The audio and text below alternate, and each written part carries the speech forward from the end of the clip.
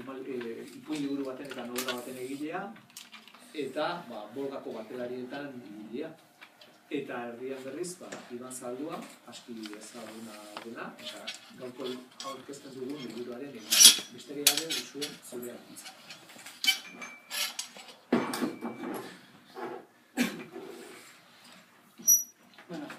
Lehenengo eta behin, hemen egotean niretzat hori bat dela esango dut, bertigo pixka bat ematen duen arren, Zalduaren mailako norbaiten liburu bat aurkezteak. Eta nola gertatu da hau, kantura parafraseatuz, zerrari da nibestelako neska bat, honelako leku batean. Ibanek Bolgako batelariei eskaini die liburua, eta hori bada pista bat. Ni berandu xamar hartu nintzen taldean, ziur asko blogaren gainbehera edo hasi izan garaian, zuek atera hori bat. Eta hala ere, kazetari batek niri eman zidan gure artean hain preziatua zen tituloa, taldeko floreroarena. Eta hainbeste lehiatu gara titulu hori lortzeko, ezen idazletasunari nola utzi ahalik eta gutxien idatzita, ezen batzukia grafotasun publikora iritsi garen. Baina ni naiz taldeko floreroa eta horregatik egon naiteke hemen, florero lanak egiten Euskal Letretako bi idazle emankorrenen ondoan. Eta horregatik behar bada ez da bolgalariri gehiago etorri, gure artean oso kompetitiboak garelako.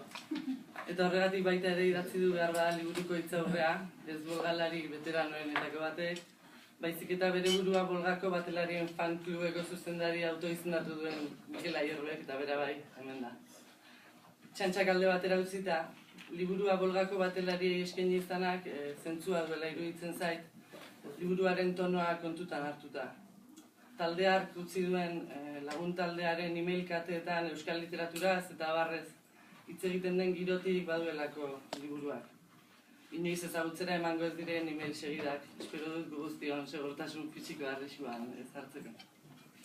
Irakurlea zirikatzen duen arren, lagun baten konplizitatetik egiten du liburuak, kode batzuk konpartitzen dituen irakurle bati hitz egiten dio.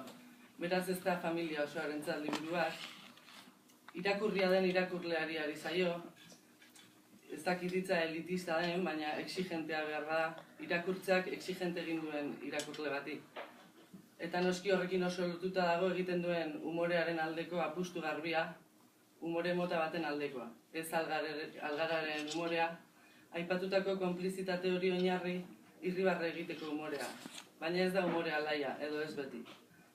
Maite dituen gauzen komikotasuna gerian usteko trebetasuna du Zalduak, dogmari ihes eginez bezala, ziurtasunak normaltasun sentsazioa apurtzekoa. Ibanek zerbait egiten baldin badaki, bere buruaz barre egiten da, eta euskal literatura bere parte da, dudari gabe. Barre egiten dakiela esatea baino egokiagoa da behar bada, bere adimenak eta sentikortasunak hartara kondenatzen duela esatea. Bada liburu bat, Flaubertek bere maitaleari idatzitako gutunak biltzen dituena, eta une batean dio, nire ustez, bizitzan ironia da nagusi, zergatik negar egin dudanetan maiz, joan naiz ispiluaren aurrera nire burua ikustera. Norberaren inguruan egan egite hori izan daiteke bertute ororen iturria, nortasunetik erauzten zaitu, hartan atxiki beharrean. Mugara eramandako komikotasuna, barre eginarazten ez duen komikotasuna. Hildo horretan doa hainbatean Ibanena ere. Bere burutik, euskal literaturatik irteten da eta humorez jantzita itzultzen digu eta ordenatuta.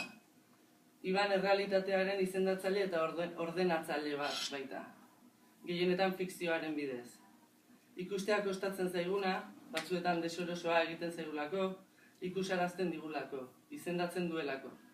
Juan Antonio González Iglesiasek un angulo me basta liburuko poema batean, arte poetika izenekoen, dioena egiten du. Si no quieres quedarte a mirar la tormenta, yo la miro por ti.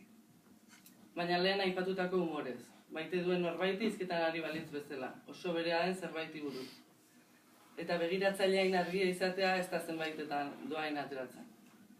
Idazle kamikaze xamarra dela esatera nindoa, baina ez da hori, Zaldua ez doa eriotzera edo ez doa hiltzera, baina errealitatea aporta gaiola hartzen du, arrisku guztiekin.